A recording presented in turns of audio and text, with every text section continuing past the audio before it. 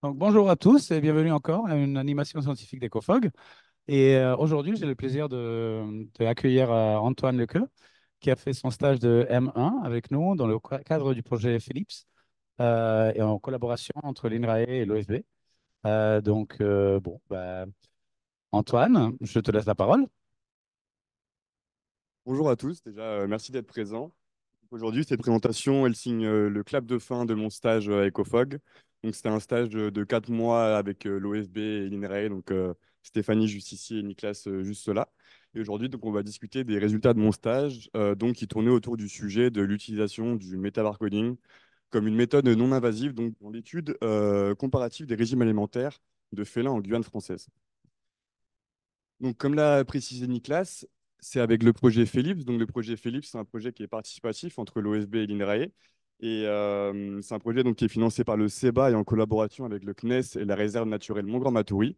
Et donc, en fait, l'objectif, c'est de venir récolter des fesses dans l'ensemble de la Guyane grâce à un réseau de partenaires pour pouvoir essayer de décrire le régime alimentaire de ces félins. Des questions importantes au niveau de ce projet, c'est de comparer les zones agricoles avec des zones protégées pour voir un peu les impacts de l'homme sur l'écologie de ces félins et à long terme aboutir à une gestion des grands félins basée donc sur des outils et des données scientifiques. Donc, la première espèce étudiée, c'est le jaguar. Donc, le jaguar, Panthera onca. Donc, lui, c'est un grand prédateur à l'apex de la chaîne alimentaire. Et il va plutôt venir manger des grands mammifères comme des pécaris, par exemple. La deuxième espèce, donc, c'est le puma ou puma concolore. Lui, il va aussi manger des grands mammifères, mais aussi des proies un peu plus petites. Et il va beaucoup manger de paresseux, par exemple. Et la dernière espèce, c'est le petit ocelot, donc Leopardus pardalis. Lui, il est beaucoup plus petit en taille que le puma et le jaguar. Et il va avoir une alimentation qui est beaucoup plus variée avec des petits mammifères, des amphibiens et même des reptiles. Donc voilà pour nos trois sujets d'étude. Ensuite, ce qui est important aussi de savoir, c'est que notre étude, donc, elle va s'inscrire dans un contexte de forte anthropisation, où on doit faire face à différentes problématiques en Guyane, notamment avec l'orpaillage, la fragmentation d'habitat et l'agriculture, ou encore la chasse illégale. Et en fait, tout ça, ça va entraîner deux choses. Ça va entraîner tout d'abord une baisse globale des populations de félins en Guyane française. Et deuxièmement, ça va entraîner donc une augmentation de conflit des possibles entre l'homme et l'animal. Comment on étudie ça? Donc, nous, on va utiliser le métabarcoding. En fait, il faut savoir que ces prédateurs, ils sont un peu insaisissables et ça va être super dur d'arriver à les observer en milieu naturel. Donc, nous, on va utiliser un proxy, on va utiliser leur ADN qui est contenu dans les fesses. Donc, en fait, cette méthode, elle s'appelle le métabarcoding. On utilise des petites séquences d'ADN avec une partie qui va être variable entre les espèces et une partie qui va être très conservée au sein du taxon. Et pour cette étude, on a utilisé donc deux barcodes, le barcode qui s'appelle CO1 et le barcode qui s'appelle 12S. C'est juste deux barcodes, des petites portions d'ADN mitochondrial qui sont spécifiques aux vertébrés, parce que du coup, nos grands félins mangent des vertébrés. Par contre, on se trouve dans une zone tropicale humide. Donc, il faut savoir il y a un turnover qui est important au niveau des sols. Donc, l'ADN il va être dégradé assez rapidement. Donc, il faut respecter quelques conditions pour ça. Donc, déjà, la détection elle va être possible jusqu'à 3 jours après la prédation par le félin. Ensuite, l'ADN environnemental, il va rester analysable pendant 60 jours après la déjection en saison sèche. Et pour finir, la détection est l'optimale si la proie elle constituait au moins 20% du régime alimentaire du félin. Donc maintenant qu'on a posé les bases, voyons comment on fait. Donc tout d'abord, grâce à Aurélien et à beaucoup d'autres personnes en Guyane, il y a eu une grosse campagne de prospection de fesses pour venir récolter donc, les échantillons de fesses. Et après, ce qu'on va faire avec ces échantillons, c'est qu'on va aller en laboratoire avec Valérie juste en face pour aller extraire l'ADN.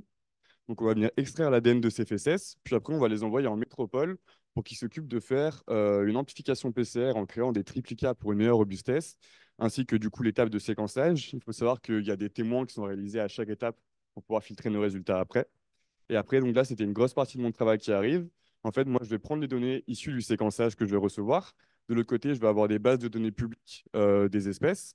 Et ensuite, je vais faire donc un travail bioinformatique, donc derrière l'ordinateur, pour réussir à assigner en gros chaque séquence ADN qu'on avait dans les PCS à une proie. Et après, on va faire des analyses derrière. Donc ici, là, ce que vous voyez, c'est ma pipeline bioinformatique que j'ai créée et utilisée pour cette étude. Donc j'ai utilisé le logiciel Hobbytools et je l'ai fait sur la plateforme Genotool de Montpellier, car ce sont des choses qui demandent une grande puissance de calcul et surtout beaucoup de temps. Si on regarde plus en détail, en fait, comment ça marche, tout simplement, au début, on va recevoir un fichier avec beaucoup, beaucoup, beaucoup de séquences, vraiment beaucoup, des milliards.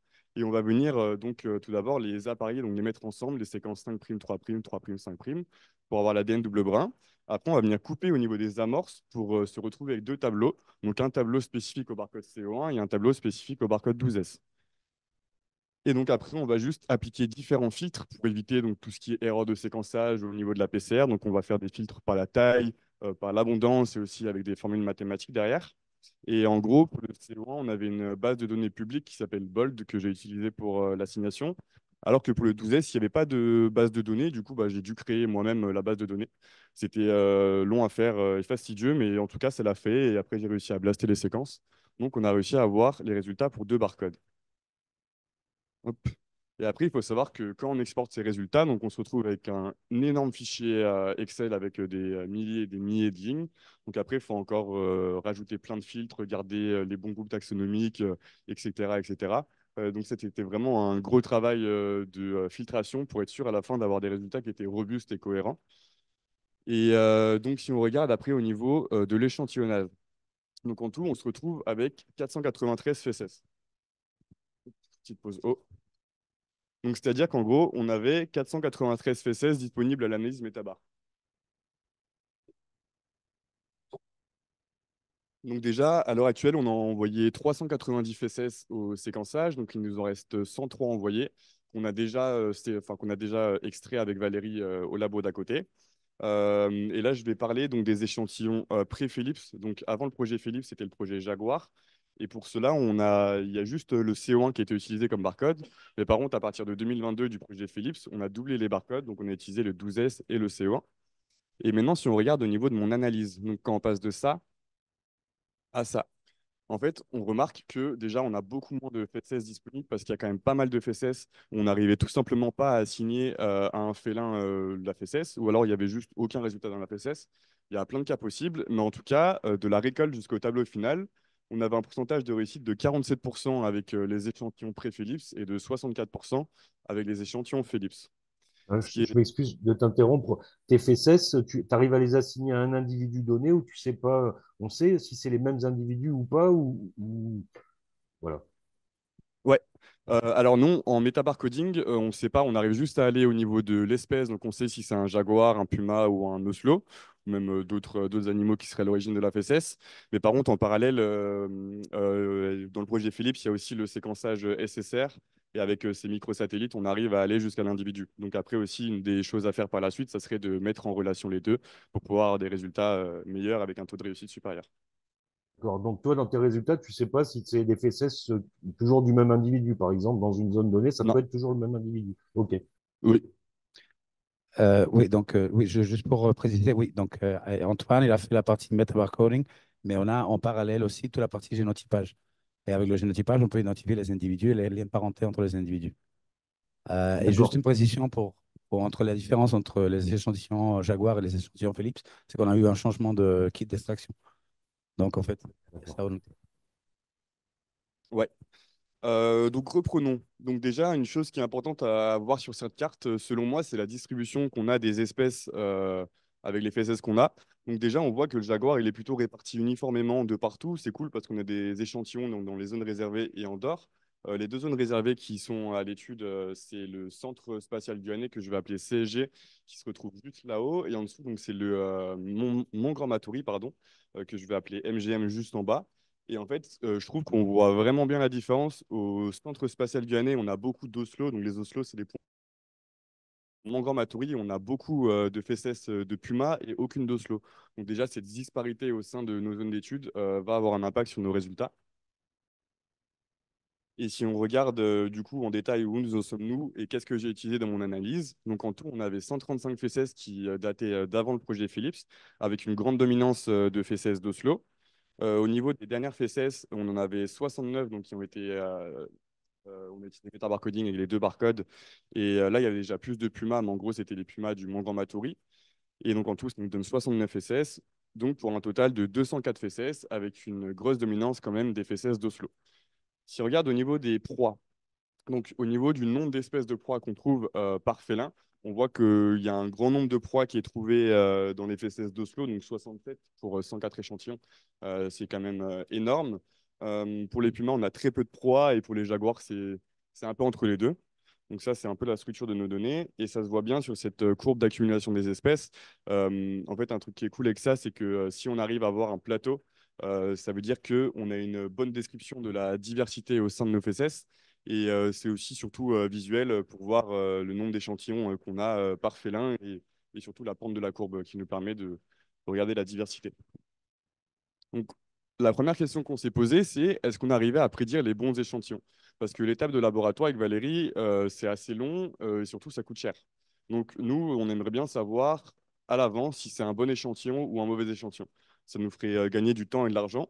Donc, pour faire ça, je suis venu regarder donc, la relation entre la concentration en acide nucléique en nanogrammes par microlitre quand on fait le dosage juste après l'étape d'extraction. Et je suis venu comparer avec donc le nombre de lectures qu'on avait à la fin en métabarcoding.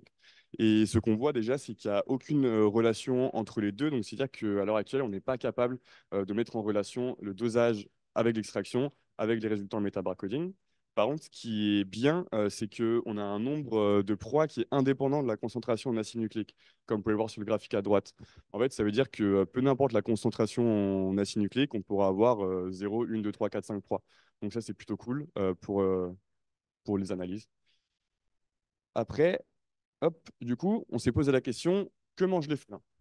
Donc là, on va arriver au niveau des analyses. Donc là, ce qu'on voit, c'est donc un graphique qu'on appelle le Sunburst, qui va représenter tout ce que mangent les félins. Donc juste au niveau des taxons, ça va jusqu'au genre. Et chaque case va être proportionnelle à ce qu'ils mangent. Donc là, c'est de point de vue global, mais après, on peut aussi très bien aller voir de point de vue par félin. Donc on se retrouve avec le jaguar, le puma et l'oslo. Et ce qui est super cool avec ce type de graphique, c'est qu'en fait, ce sont des graphiques qui sont, si j'arrive, sont interactifs. Hop, je vais mettre en grand.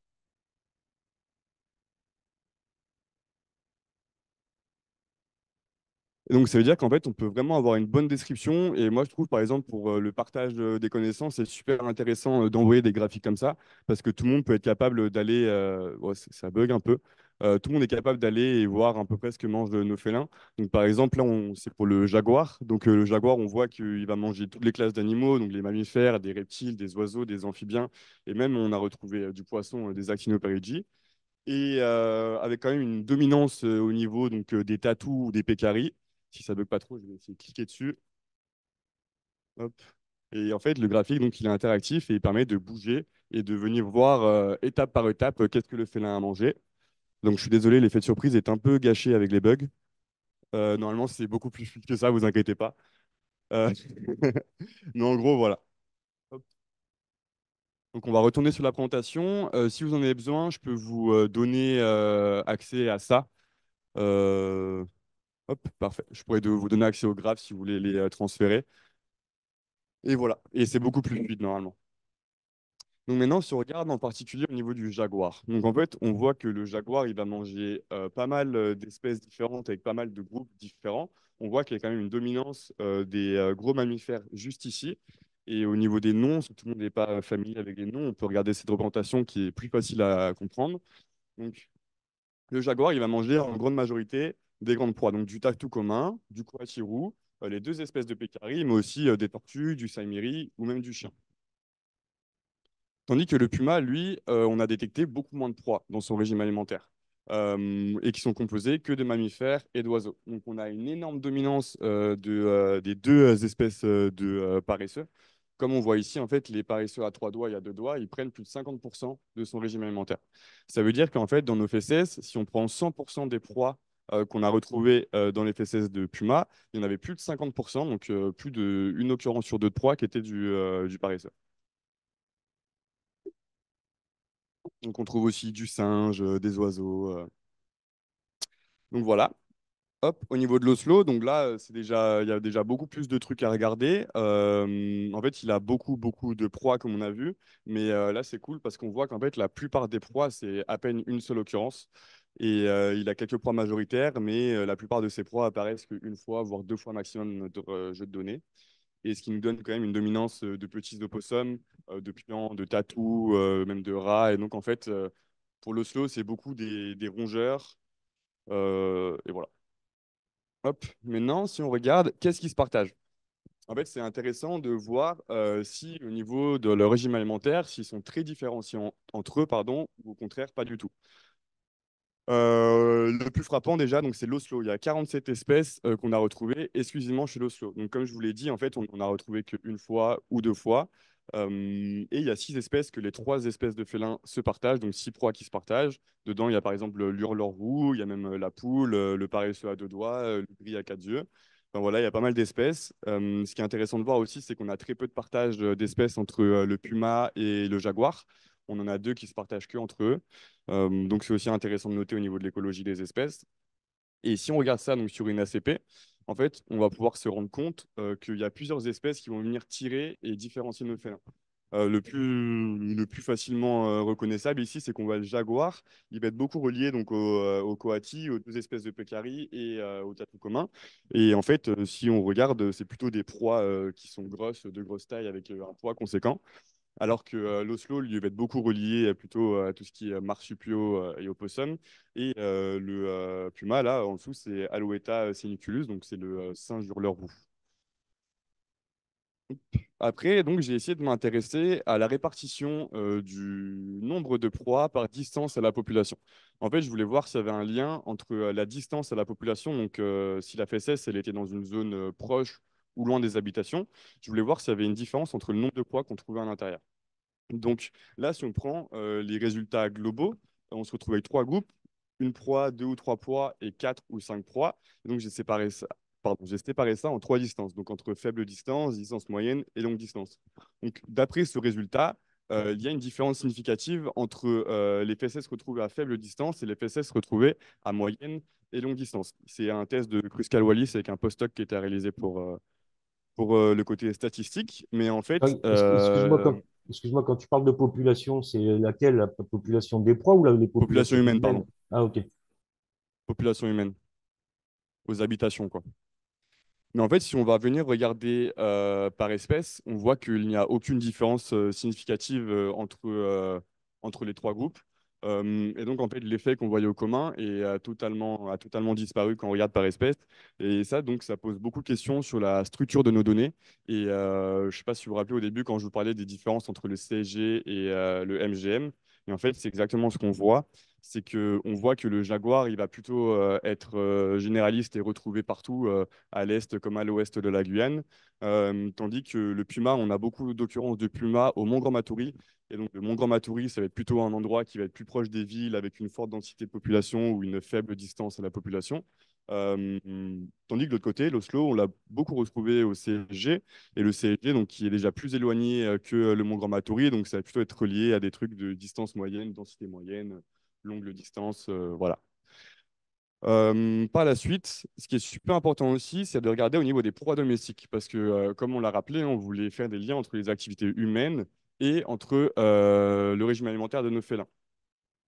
Donc, déjà, voici nos résultats. Donc, on retrouve des chiens seulement chez le jaguar. On retrouve aussi des vaches et des moutons seulement chez le jaguar. Et la seule espèce de proie domestique qui est partagée entre nos félins, donc c'est la poule. La poule, on la retrouve partout, ce qui est plutôt logique.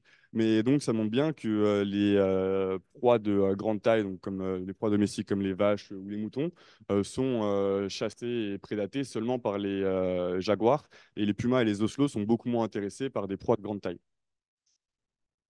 Et pour finir, je vais faire une petite aparté aux zoos. Donc, juste ici, c'est les félins qu'on a étudiés aux zoos de Guyane. Donc, il y avait un jaguar, il y avait 2 pumas, un jaguar rondi, un chat margué et 4 oslo.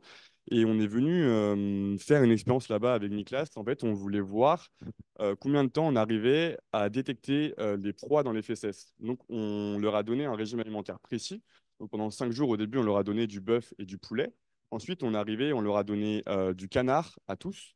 Et en fait, on voulait voir pendant combien de temps on arrivait à détecter ce canard dans leurs fesses. Donc, je suis venu avec Saint-Omer récupérer les fesses tous les matins pendant 2 semaines. C'était super cool, j'ai pu rentrer dans les cages. C'était vachement sympa. Et on leur a aussi donné en plus petite quantité, donc à peine 25% de leur régime alimentaire, de la caille et du lapin.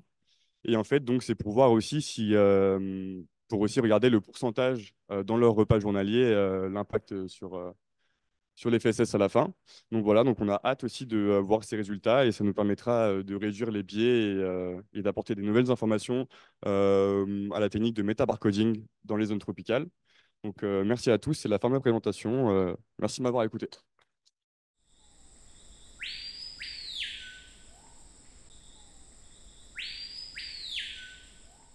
Alors, est-ce qu'il y aurait des questions dans la salle virtuelle Ouais, pour Antoine? sur la dernière partie, là, on a une idée, on sait s'il y a il y aurait une dégradation potentiellement différentielle de l'ADN en fonction des proies ou pas, ou on n'a aucune idée. C'est-à-dire, Différentiel dans le sens par rapport au poids, bah, par exemple? c'est-à-dire, ouais, non, c'est-à-dire que pour ça, enfin, je sais pas, pour certaines espèces pour certaines proies, ça se dégrade plus vite ou j'en sais rien. Ah oui, Et- oui, oui, carrément.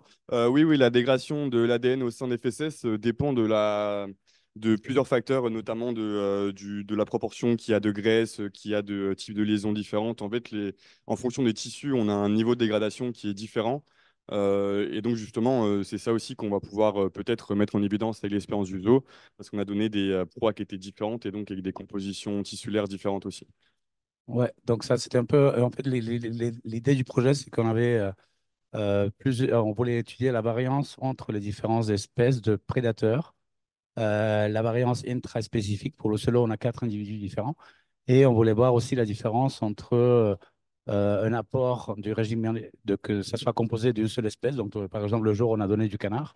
Et le deuxième jour, on a donné des proportions de 25% de caille et 25% de lapin, et le reste, c'était du bœuf. C'était pour voir aussi la différence entre l'impact de donner quelque chose avec des plumes et quelque chose avec des poils. Donc, l'idée, c'était de pouvoir essayer d'étudier en fait comment tout ça, ça impacte, pendant combien de temps on peut détecter les proies dans leur régime alimentaire. Ouais, c'est super ça. Bravo. Il y aurait d'autres questions de la salle virtuelle? Ouais, bah, je continue, si ça vous Ouais, embête vas-y. pas. Les différentes espèces de prédateurs, elles sont pas toutes présentes au même endroit, c'est ça?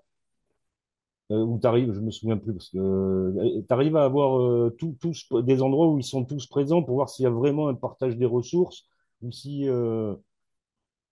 dans tes interprétations, Ouais, ou si c'est bah, simplement parce qu'elles sont pas toutes au même endroit et qu'ensuite, bah, comme tu es sur le littoral, finalement, le régime alimentaire, il est dicté par la présence de la ressource. Et donc, il peut différer si tu allais taper au fin fond de la Guyane dans des zones où il n'y a pas de présence humaine. Tu clairement. vois ce que... Ouais, non, c'est clairement ça. Mais donc, en fait, le problème, c'est qu'on n'a pas les ressources nécessaires pour mener à bien ces analyses. Là, de ce que tu vois au tableau, en fait, la plupart de nos échantillons sont au CFG et au Mont Grand et très peu en dehors. Donc, on peut penser, je sais pas, au CSG, c'est clos, tout est fermé, etc. Alors, je sais pas si la ressource s'appauvrit, mais que finalement, que ce soit pas vraiment le reflet du réel régime alimentaire, c'est-à-dire que bah, ils bouffent ce qu'il y a, quoi. Après, ils ont de l'appétence pour certains types de proies en particulier, mais c'est quand même lié à la présence de cette ressource de proie. Ah, alors, Pas que, mais oui. non, non, Non? non, non, non.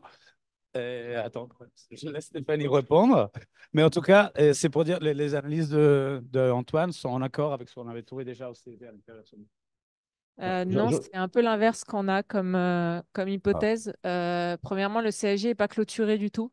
Par contre, là où on est en train de tester, c'est qu'on pense que la route crée certainement une barrière. Parce qu'en fait, les individus à l'époque qui avaient été équipés d'un collier émetteur restaient en fait à l'intérieur du CSG et en fait ne passaient pas en dehors de l'autre côté de la route. Donc là, on est en train de déployer des pièges photos pour l'année prochaine autour pour vérifier cette hypothèse. Et par contre, pour l'ensemble des proies, c'est l'inverse. En fait, on constate que au niveau du régime alimentaire, on a justement au sein du centre spatial, qui est une zone plus enfin, qui est une zone préservée d'un point de vue faune, on a justement assez de faune sauvage pour qu'il n'aille pas se nourrir d'autres bêtes, notamment de bétail dans les zones agricoles à côté. Donc on est même dans l'hypothèse pour nous inverse de ce qu'on voit, c'est-à-dire que quand la ressource est suffisante de faune sauvage est suffisante à un endroit, ce qui semble être le cas sur le centre spatial. Ils n'ont pas besoin d'aller s'alimenter sur des chiens ou du bétail des zones agricoles à côté. On n'a retrouvé aucune proie domestique au sein du CSG. Et je rajoute qu'en fait, quand tu fais les analyses au sein du CSG, où il y a les trois espèces, en fait, c'est différenciation de régime alimentaire et les maintenus. Donc, en fait, il n'y a pas beaucoup d'humains dans les fesses qu'on a pu identifier, mais la diversité de proies dans le pumain était plus faible que chez le jaguar. Et l'oslo, ça mange tout et n'importe quoi. Ouais. Il y a des études justement qui ont montré que le puma avait un comportement d'évitement par rapport au jaguar, que donc, le jaguar était dominant sur le puma, et ça, c'est peut-être une des hypothèses qui pourrait expliquer aussi certaines choses, mais à creuser. Donc finalement, on se retrouve un peu dans le même schéma que pour les arbres, quoi. Complémentarité, partage des ressources, ça va dans le même sens, quoi. C'est ce qui semble logique. Ouais. Pour continuer sur ces histoires d'échantillonnage, moi, la question que je me pose, c'est dans quelle mesure ton échantillonnage il peut être considéré comme biaisé? Biaisé de deux façons, à mon sens. Celui du collecteur, parce que je ne suis pas convaincu qu'il y ait une densité d'Oslo extrêmement forte au centre spatial par rapport à ailleurs, mais c'est la capacité de détection de celui qui ramasse les crottes. Et dans tes analyses, il n'y a aucun jaguarundi aussi, par exemple. Et biaisé d'une autre façon, c'est ce que tu as dit un peu au début. À mon avis, tu as des crottes qui sont souvent du même individu au même endroit. Et comment l'expérience individuelle de cet individu-là, parce que si j'ai bien compris, le jaguar, à un moment, quand il commence à manger du chien, il trouve que c'est bon et c'est facile à choper, donc il va plutôt chercher du chien après, s'il est dans une zone humaine, pas d'habitation. Mais donc ces deux biais, comment tu les perçois et comment tu penses que tu peux les solutionner? Ouais, on sait que y a beaucoup de biais qui sont importants et à prendre en compte justement dans cette étude. Donc déjà au niveau de la manière de prospecter, donc Aurel pourra vous en parler aussi, mais donc il y a plusieurs gens qui prospectent un peu partout au MGM, au CSG et partout ailleurs. Et en fait la technique donc c'est d'être en voiture, de rouler doucement et de regarder au bord des pistes si on trouve des fesses. Parce que en fait les félins vont souvent prendre le chemin le plus simple dans les forêts. Le chemin le plus simple pour un félin, c'est la piste, le layon, plus que en pleine forêt. Donc déjà, il y a un biais à l'endroit où on les attrape. Et pour répondre, enfin justement pour essayer de baisser ce biais, un des trucs qu'on a réfléchi, mais qui prend du temps à mettre en place aussi, c'est d'avoir un chien dans l'équipe, d'avoir un nouveau stagiaire de type canin, qui permettrait donc d'avoir une meilleure prospection parce qu'il y a des chiens, notamment en métropole dans les Pyrénées, qui sont entraînés à venir renifler les fesses et à trouver les fesses de loups ou d'ours. Et donc, on se dit que cette méthode serait bien pour avoir un échantillonnage plus représentatif. Parce qu'en fait, c'est vrai, comme tu dis, on connaît les endroits où on retrouve des fesses souvent, sur la piste Agami par exemple. Et donc, il y a aussi un biais de redondance des individus. Plotter les individus dessus aussi, c'est une bonne idée, ça à faire, mais c'est long et ça demande que les données séquençage soient complètes aussi. Et là, on a un retard d'un jeu de données sur les données de séquençage comparé aux données métabarcoding. Mais maintenant qui sont là, du coup, on a les résultats.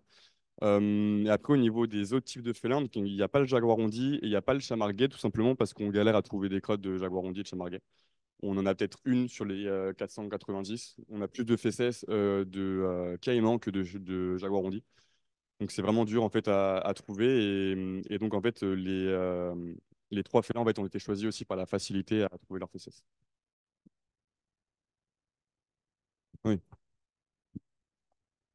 En piégeage photo, on a très très peu de photos de jaguarundi et de chamarguais aussi. Donc c'est quand même une espèce qui est beaucoup moins fréquente que, enfin en tout cas sur notre échantillonnage piège photo au CSG ou même enfin je connais moins bien les données Montmatoury, mais en général tous les données piège photo que j'ai pu voir, il y a beaucoup de jaguars et de pumas, il y a pas mal beaucoup d'oslo, mais il y a très très très très très peu de jaguarundi et de chamarguais. Je ne sais pas si ça se compte sur les doigts d'une main en 20 ans de piégeage photo.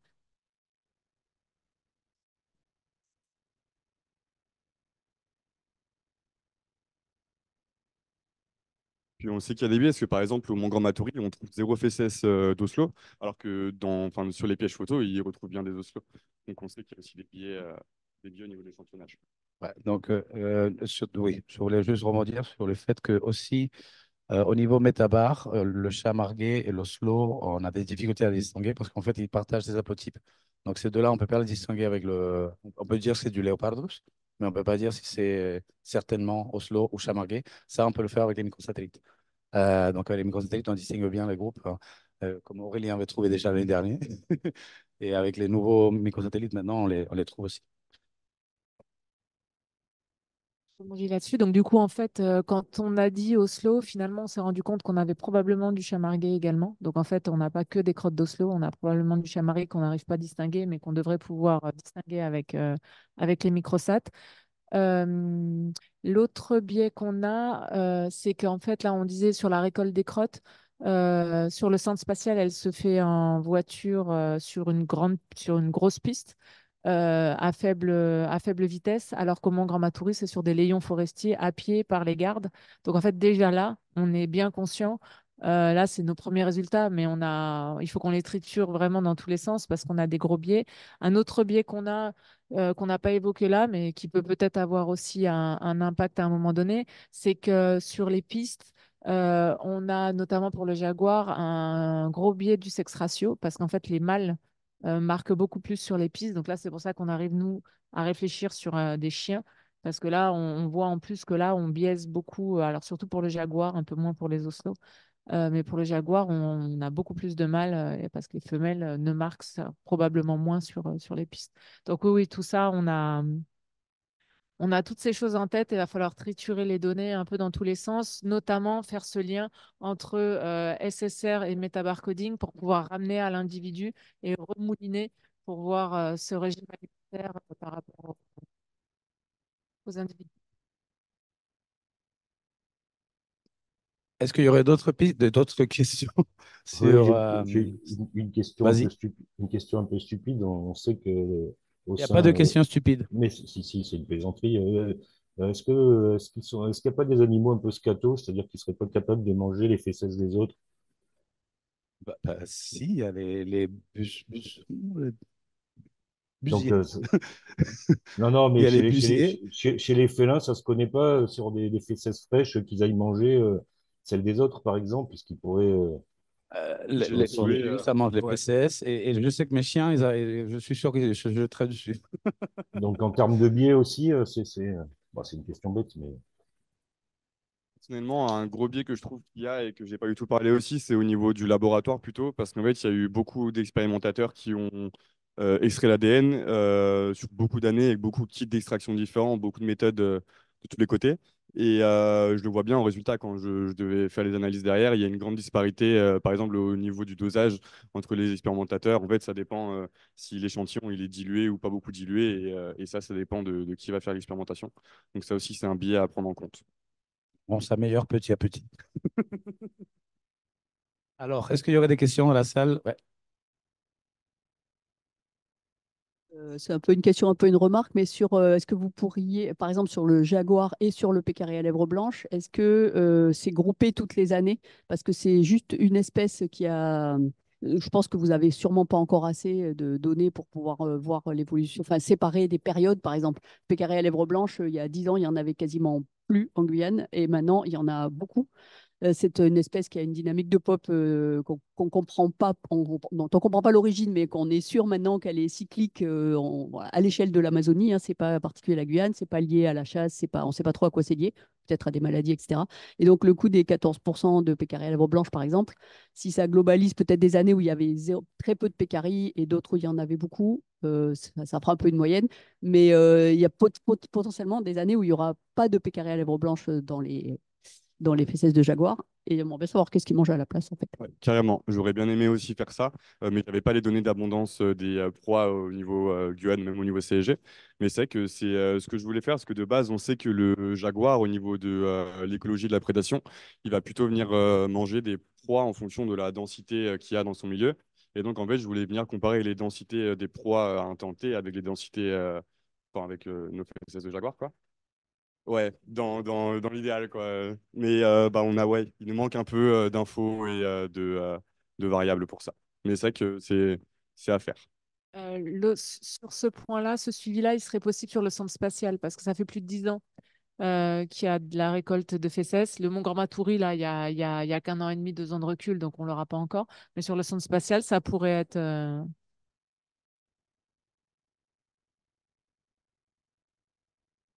Donc, euh, donc, on ne le verra pas.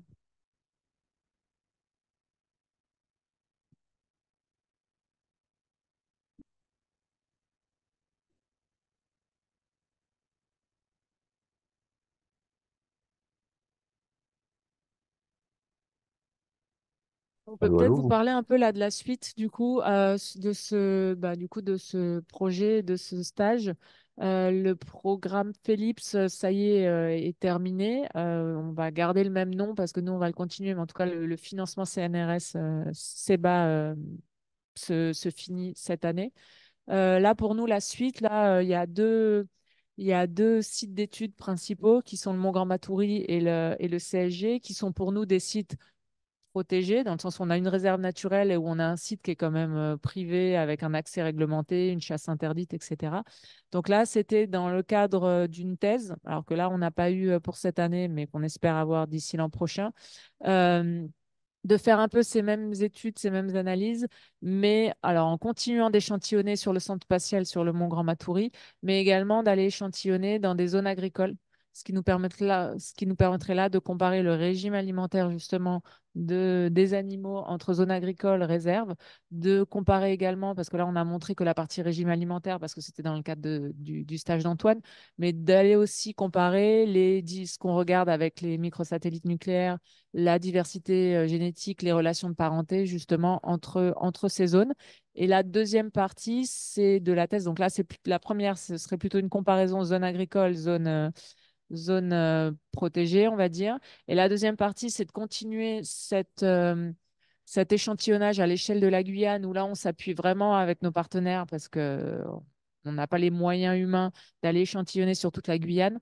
Donc là, on s'appuie avec les agents du parc amazonien, notamment les agents des autres réserves, de l'ONF, pour augmenter cet échantillonnage. Alors, à l'échelle de la Guyane, ce sera ambitieux. Le sud de la Guyane va être compliqué d'être échantillonné, mais au moins l'échantillonnage ou la moitié nord, augmenter cet échantillonnage et là, pouvoir justement aller voir la diversité génétique, la structuration, etc., à l'échelle là plutôt de la Guyane.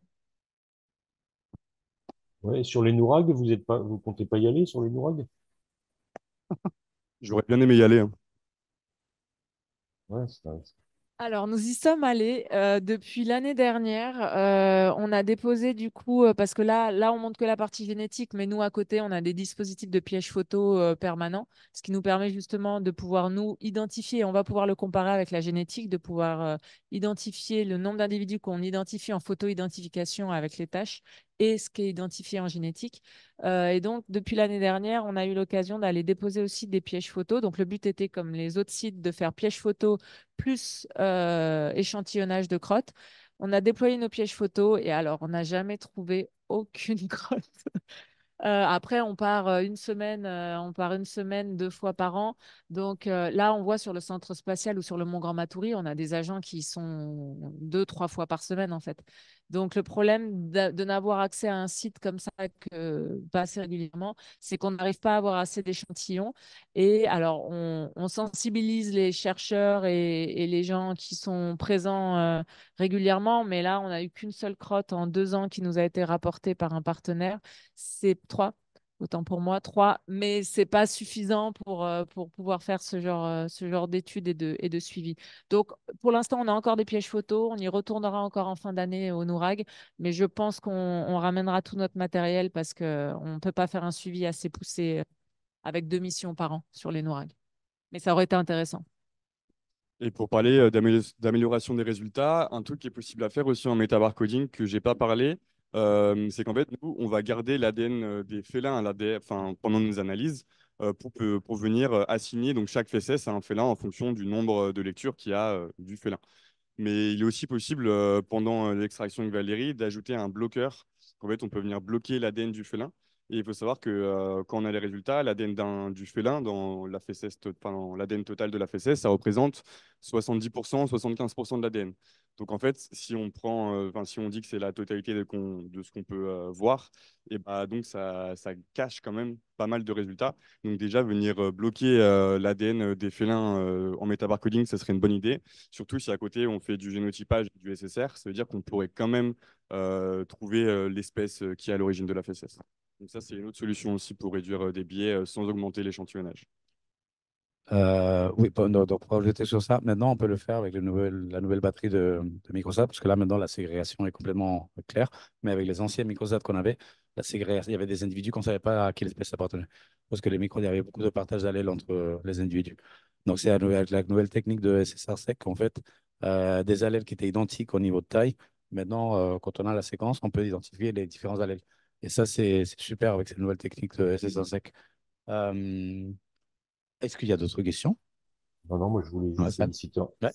féliciter Antoine. C'est un super stage. C'est en M1, c'est ça? C'est un stage de M1, hein. Ouais. Oui, oui, Ouais, c'est bah, un M, hein. Expérience professionnelle. super, super boulot. C'est bravo, hein, super boulot. Bon, après, voilà, il y a tous les biais techniques. Voilà, il faut avancer. Mais ça, c'est pas de ta faute. Mais super boulot, quoi. Bravo. Moi aussi, je vais poser une question bête comme Jean-Christophe. Alors, les bases de données que tu utilises, elles sont exhaustives, ou quasi exhaustives. Les bases de référence, bah, CO1, mammifère, enfin, vertébrés, bon, c'est quand même mieux que pour les insectes. Rien n'est exhaustif, Jérôme. Euh, bon, on va dire qu'elles sont presque exhaustives. Du coup, moi, je me pose la question de l'intérêt d'utiliser deux marqueurs, CO1 et 12S. Et parce que tu disais que tu avais demandé un travail de constitution d'une base de référence 12S parce qu'elle n'y était pas. Et qu'est-ce que ça apporte en plus? Et est-ce que tu as fait ce travail de savoir s'il y avait des complémentarités ou simplement des redondances et qu'il n'y a aucun intérêt d'utiliser deux marqueurs? C'est ça, en fait, c'était le sujet de mon mémoire de stage que j'ai rendu il y a 2 mois déjà. Mais mon mémoire de stage était justement sur la comparaison du 12S et du CO1. Il faut savoir que de base, le CO1 a été créé pour venir voir les espèces d'arthropodes dans les fesses de chauves-souris. Donc rien à voir avec les vertébrés, ils se sont juste rendus compte que ça marchait aussi pour les animaux, donc ils se sont dit pourquoi pas. Et donc, il y a vraiment des différences entre les deux. Déjà, au niveau du CO1, on va beaucoup plus galérer à venir différencier le puma du jaguar. Hop, j'ai juste ça. On galère à différencier le puma du jaguar ou le puma de l'oslo, je me rappelle plus très bien. Donc déjà, il y avait différence par rapport à ça. Et en plus, on retrouve pas les mêmes proies à l'intérieur. On va dire, on a un pool d'espèces et de proies qui est commun et qui est toujours présent. Mais par contre, là, on voit que c'est pour le jaguar, par exemple, entre 12S et C1. Donc, on a les espèces vraiment communes, comme j'ai dit, Dasypus, Nazoa, qui sont là partout. Mais par contre, on a quand même un pool d'espèces qui apparaît que dans l'un ou dans l'autre. Ils ne sont pas forcément pour tous, entre guillemets, des vraies occurrences d'espèces. Il y a sûrement aussi des petites erreurs qui se cachent. Par exemple, avec le barcode CO1, un truc qui est hyper bizarre, c'est qu'on arrive à 10% de consommation de canis, ce qui, on le sait, est sûrement assez loin de la vérité. Donc, il y a aussi des biais propres à chaque barcode, et le but, c'est d'essayer de réduire ces biais. Et là, si tu prends ce graphique-là, celui que tu montrais là, Mhm. toi, t'en conclus avec ces données-là que la bête, elle a mangé toutes ses proies ou uniquement les deux qui sont communs, ouais, ce qui est commun. Parce que Euh, si c'est des erreurs, tu augmentes tes erreurs. Ouais, moi personnellement, j'en conclus que notre échelle de sûreté descend au fil de sa présence. Par exemple, on va dire que pour cela, je suis assez confiant, mais c'est vrai que pour cela, il y a un peu moins de confiance. Après, derrière, j'ai quand même appliqué beaucoup, beaucoup, beaucoup de filtres. Et logiquement, s'il y a une espèce enfin, s'il y a une espèce qui se retrouve ici, c'est qu'elle est vraiment dans le jeu de données. Euh, mais il y a peut-être surtout deux espèces qui vont être du même genre très proches et en fait qui vont être une seule espèce. Par exemple, dans mon... Il faut nuancer ça un peu. Pour les jeux de données de CO1 qu'on avait pré-Philips, on avait des profondeurs de risque assez conséquentes et assez bonnes. Pour le projet Philips, on nous avait demandé de faire les deux. Le reviewer du projet nous ont demandé de faire deux marqueurs. Donc, on a décidé, OK, on va faire 12S et CO1. Donc, on a fait les deux. Le problème qu'on a eu avec le CO1, avec ce jeu de données de la première plaque, c'est qu'en fait, il y avait un problème de nombre de reads dans le séquençage. Donc, en fait, le nombre de reads par échantillon qu'on a pour le CO1 était assez faible. Donc ça a été un problème de cette plaque en soi. Donc la diversité de proies qu'on avait trouvée en général avec le CO1 était plus basse qu'avec le 12S. Mais c'est vrai qu'il y a une discordance entre les proies détectées avec le 12S et le CO1 par échantillon. Comme, on ne sait pas encore trop comment résoudre ça. Ce qu'on est en train de faire maintenant, c'est qu'on va utiliser exactement les mêmes ADN et on va augmenter le nombre la profondeur de séquençage pour essayer d'élucider pourquoi en fait on détecte avec un barcode et pas l'autre. Euh, En sachant que c'est tout des proies normalement plausibles qui apparaissent dans le régime. Ouais. Mais il y avait une discordance entre les deux. Bah, par exemple, là, il y a deux espèces du genre tapirus. Et si je dis pas de bêtises, on est d'accord qu'il n'y en a qu'une seule et que l'autre, c'est le tapir du Brésil qui n'est pas présent ici. Donc il y a aussi des erreurs comme ça. Il y a aussi un des trucs importants, c'est que moi, le jeu de données de 2021 où dedans il y a 135 FSS, c'est pas du tout moi qui m'en suis occupé, c'est pas moi qui ai fait l'extraction, c'est pas moi qui ai fait le travail bioinformatique. Donc j'ai juste eu un tableau Excel avec les occurrences des espèces que j'ai rajouté après aux analyses que j'ai faites en 2024. Donc il y a aussi cette part d'inconnu. Et voilà. Oui, et, non, et ça aussi, il y a un problème des bases de données, qu'en fait, souvent, quand tu fais l'assignement, ça te donne une espèce proche, mais pas l'espèce locale, avec les deux marqueurs. Tu as ces problèmes-là. Donc, en fait, tu dis que les bases de mammifères sont très bien, mais je ne sais pas s'ils sont si complètes que ça. Euh, Parce que peut-être l'espèce locale est manquante, mais il y a une espèce du même genre, mais une espèce sœur, mais qui est pas présente en Guyane. Ouais. Il y Ouais. a du boulot encore. Ben, il y a du boulot encore. Ah oui, Oui, je disais juste que ça coûte pas forcément grand-chose de faire une base de référence locale, que ce soit sur les mammifères ou sur les vertébrés. Mais déjà sur les mammifères, ça serait pas mal, avec les bases de tissus qui existent ici. Mais il faut aussi prendre en compte les erreurs durant la PCR. En fait, durant l'étape de PCR, on va venir amplifier l'ADN. Donc, il y a aussi des erreurs qui vont se mettre en place avec la création de chimères. Et du coup, ça va aussi amener à des problèmes d'assignation à la fin. Par exemple, là, on voit qu'il y a, je ne sais plus où il est, Dasypus bellus. Dasypus bellus, c'est une espèce de tatou d'Argentine qui est éteint depuis très longtemps. Donc c'est impossible que ce soit une vraie occurrence. Mais en fait, si on regarde au niveau de notre jeu de données, donc avec tous les FSS, on voit qu'il y a une co-occurrence de 100% entre quand on retrouve le Dasypus bellus, on retrouve toujours le Dasypus novum typhus en plus grande quantité. Donc en fait, avec des techniques comme ça, on arrive à savoir que le Dasypus bellus qu'on retrouve, ça a sûrement été une fausse assignation due à une erreur de PCR à un moment, quoi.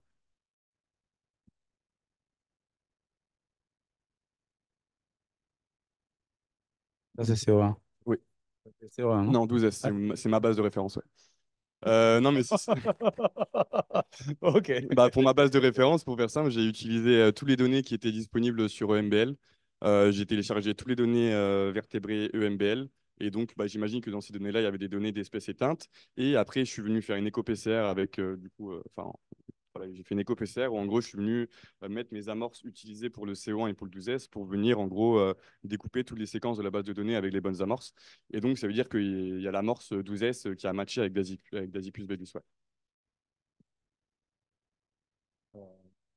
Une chose que j'ajouterais, c'est l'avantage du CO1, c'est que tu amplifies pas seulement les mammifères, mais tu amplifies aussi, non, c'est pas seulement les vertébrés, mais tu amplifies aussi les invertébrés. Et donc, du coup, tu peux avoir les parasites. Donc, ça, c'est un avantage d'avoir le CO1, qui est moins résolutif que le 12S, mais qui est plus. Tu as d'autres informations que tu n'as pas avec le 12S. Il reste que à féliciter Antoine. Merci beaucoup. Et bon, ben, bonne continuation.